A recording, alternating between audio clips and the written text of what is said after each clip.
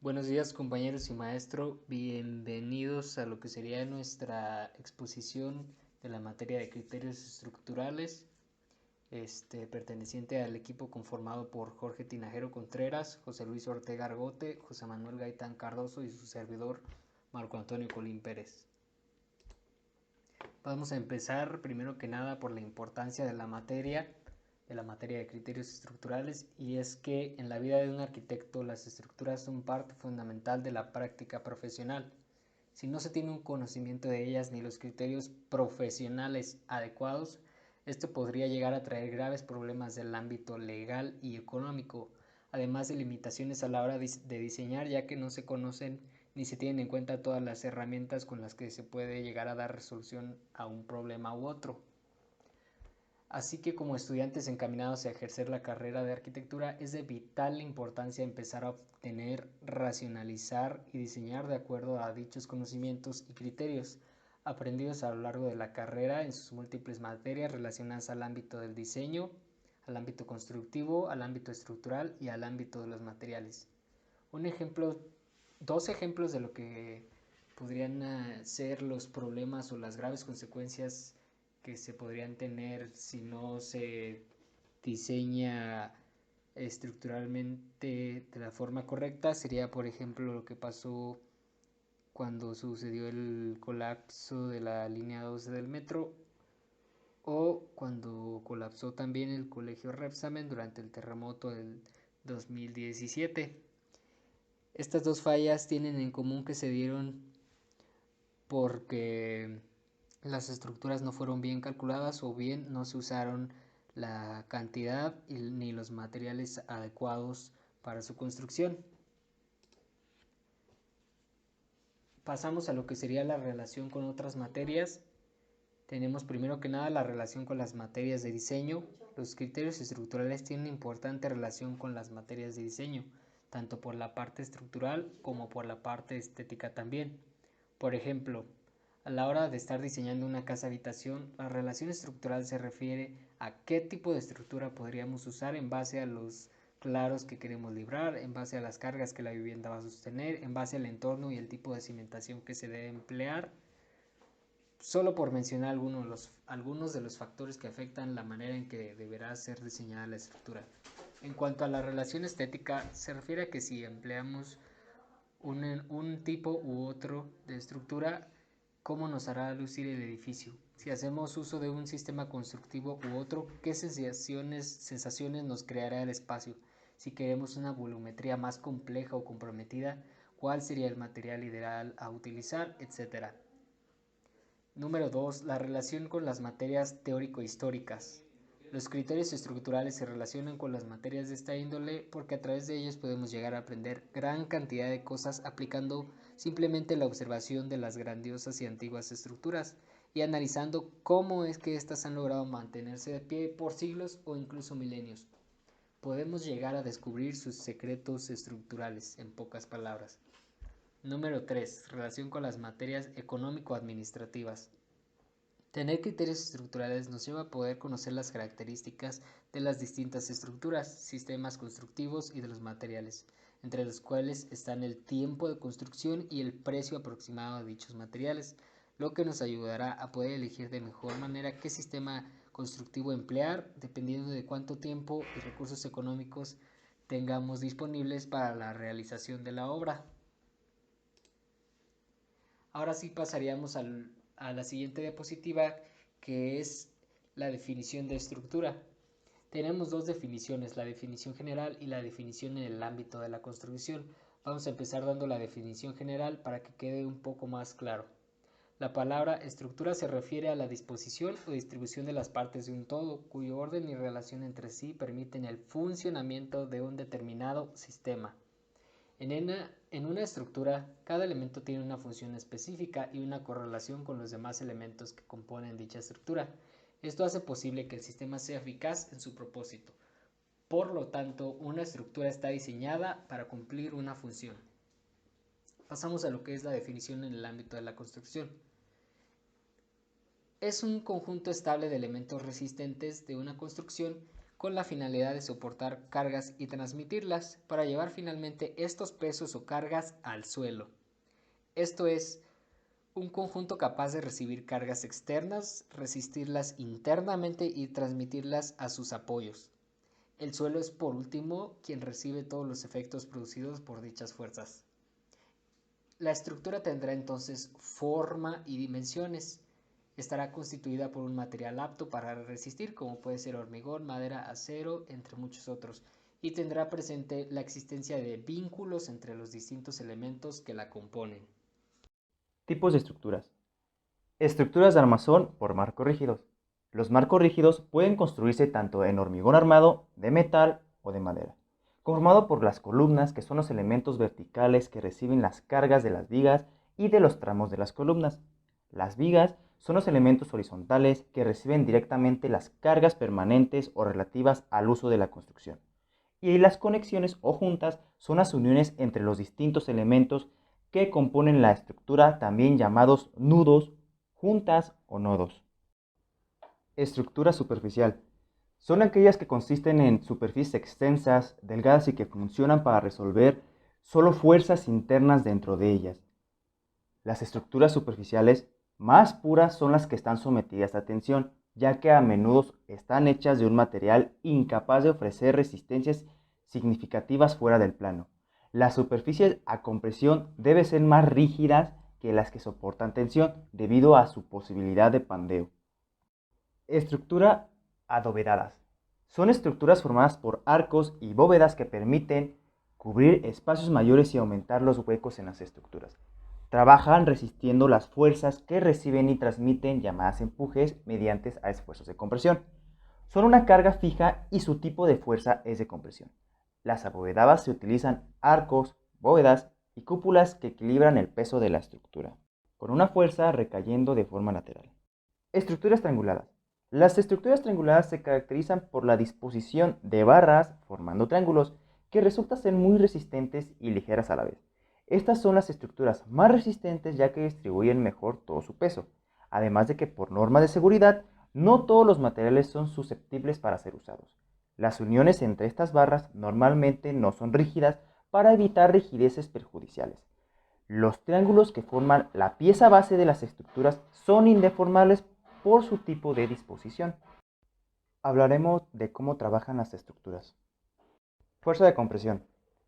Es cuando aplicamos dos fuerzas intentando acortar el elemento, sometido a un esfuerzo de compresión y además que actúan sobre dos fuerzas que poseen ya sea la misma dirección sobre un eje centroidal y además que están dirigidos hacia un mismo punto. Podemos decir que la compresión es la resultante de las tensiones o presiones que existen dentro de un sólido deformable o medio continuo, que se caracteriza por tener una reducción de volumen o un acortamiento de determinada sección. Cuando se somete a compresión una pieza de gran longitud en relación a su sección, se arquea recibiendo este fenómeno de nombre pandeo. Flexión. La flexión es la combinación de esfuerzos de compresión y de tracción. Se denomina flexión al tipo de deformaciones que está presentando un elemento estructural alargado en una dirección perpendicular. Una forma de identificar los elementos sometidos a flexión es la curva que se genera en el elemento al aplicarle la carga transversal. El esfuerzo que provoca la flexión se denomina momento flector. En los elementos estructurales que son sometidos a flexión se generan esfuerzos de tensión y compresión. Si el momento es positivo, en el hecho inferior se tendrá tensiones y en el superior compresiones. Si el momento es negativo, se tendrá tensiones en el hecho superior y compresiones en el hecho inferior. Además de que al incrementar el momento de inercia de un elemento de una sección activa, se incrementa la rigidez del elemento y con eso se disminuyen las deformaciones. Otro punto es que en el caso de los elementos de concreto reforzado, sometidos a flexión, la mayor cantidad de acero longitudinal deberá colocarse en el lecho sometido a tensión. Ante el momento positivo del acero, se coloca en el lecho inferior y ante el momento negativo del acero, se coloca en el lecho superior. Esfuerzo de torsión.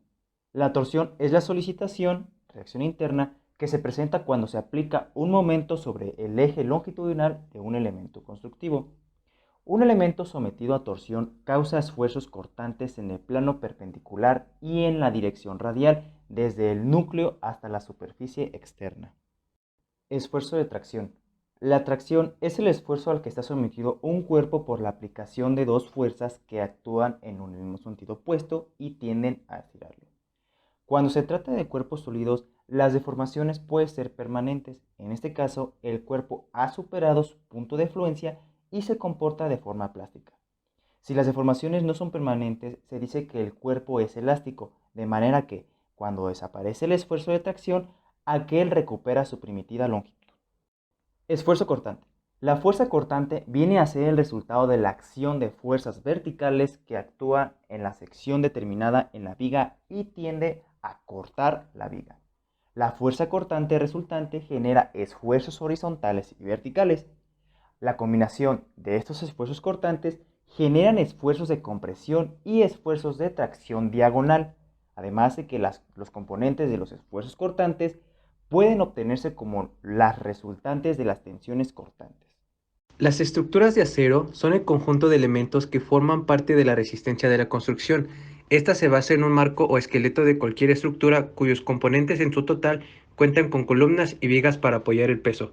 La eficiencia del acero se basa en piezas o secciones con una forma adecuada que pueda resistir la compresión, la tensión u otra necesidad.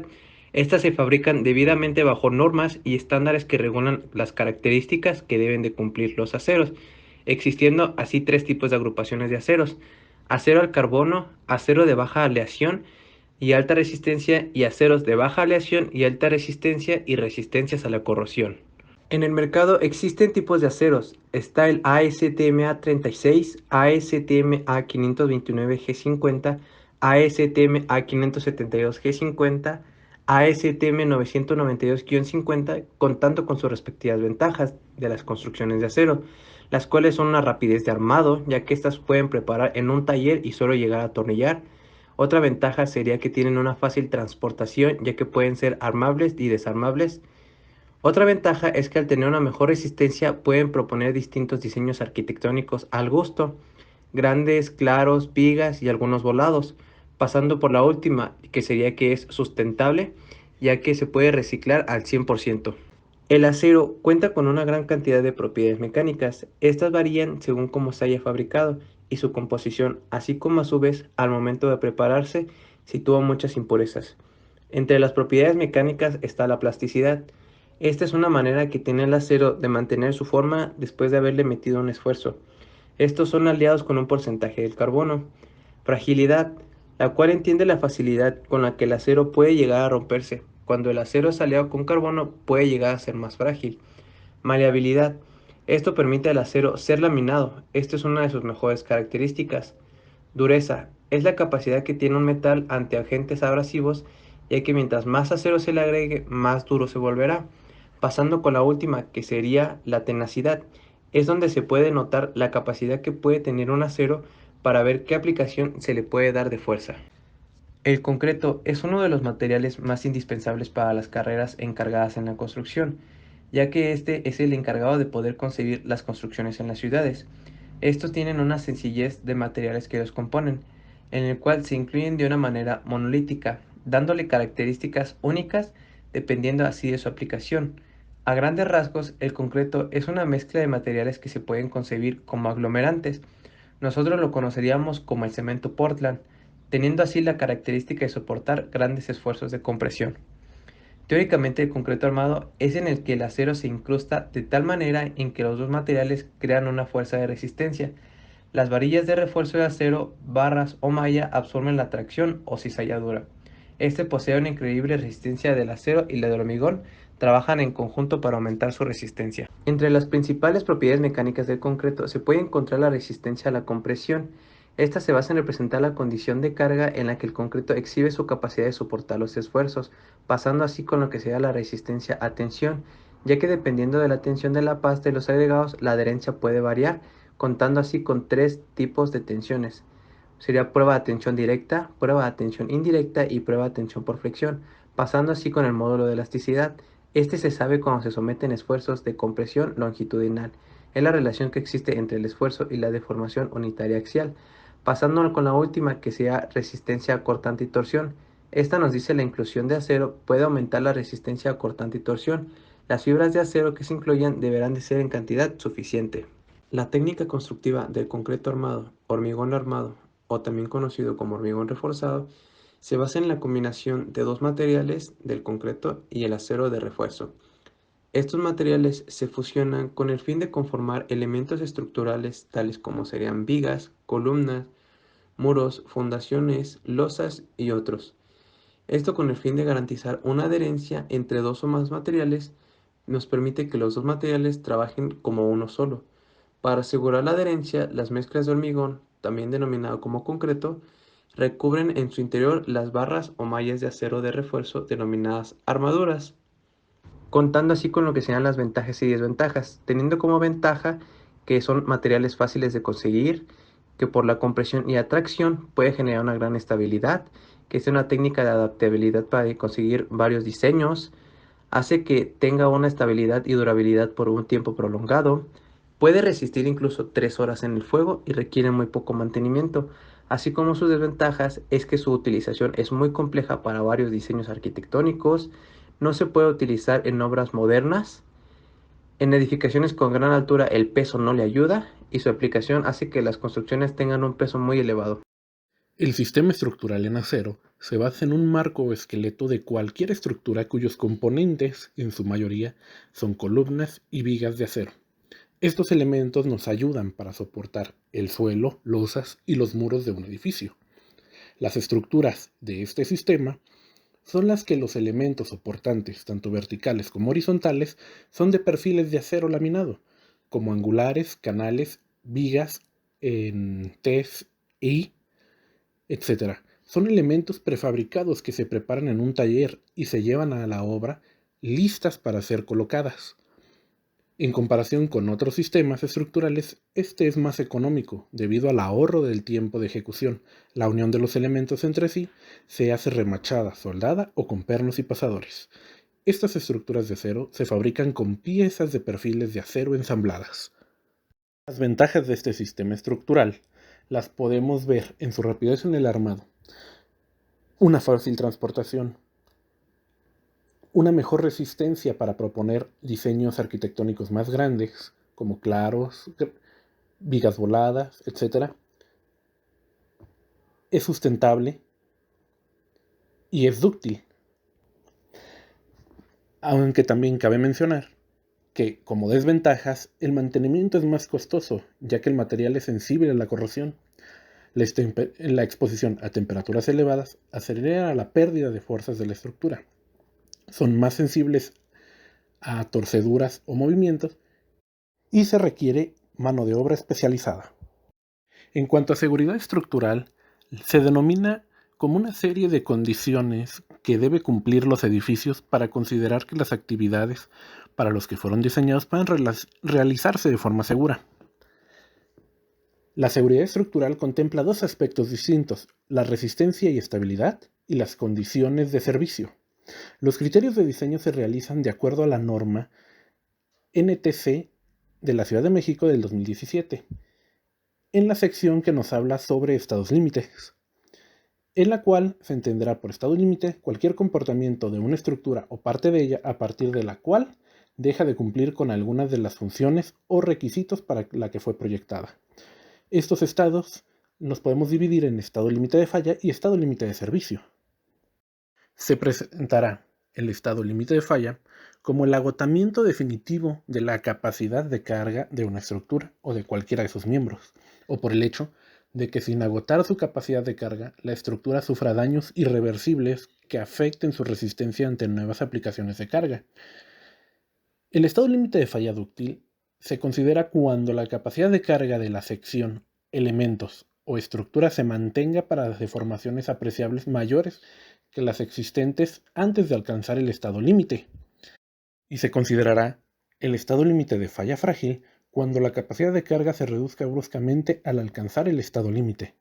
El estado límite de servicio tendrá lugar cuando la estructura llegue a estados de deformaciones, agrietamientos, vibraciones y daños que afecten el correcto funcionamiento de la estructura, aunque no se vea afectada su capacidad para soportar cargas.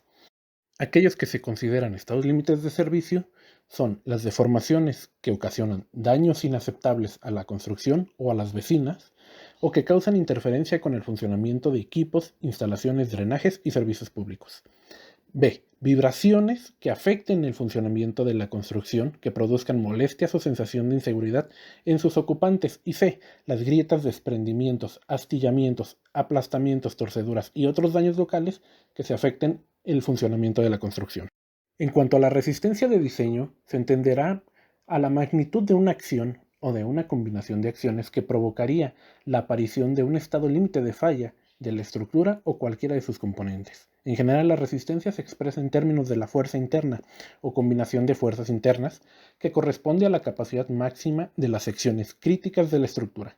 Se entenderá por las fuerzas internas, las fuerzas axiales y cortantes, y los momentos de flexión y torsión que actúan en una sección de la estructura. Para las condiciones de diseño, se revisará que para las distintas combinaciones de acciones especificadas en las normas y para cualquier estado límite de falla posible, la resistencia de diseño sea mayor o igual al efecto de las condiciones que intervengan en la combinación de cargas en el estudio, multiplicado por los factores de carga correspondientes, según lo especificado en la norma. También se revisará que no se rebase ningún estado límite de servicio bajo el efecto de las posibles combinaciones de acciones sin multiplicar por el factor de carga. Por nuestra parte, eso es todo por el momento. Muchas gracias por su atención.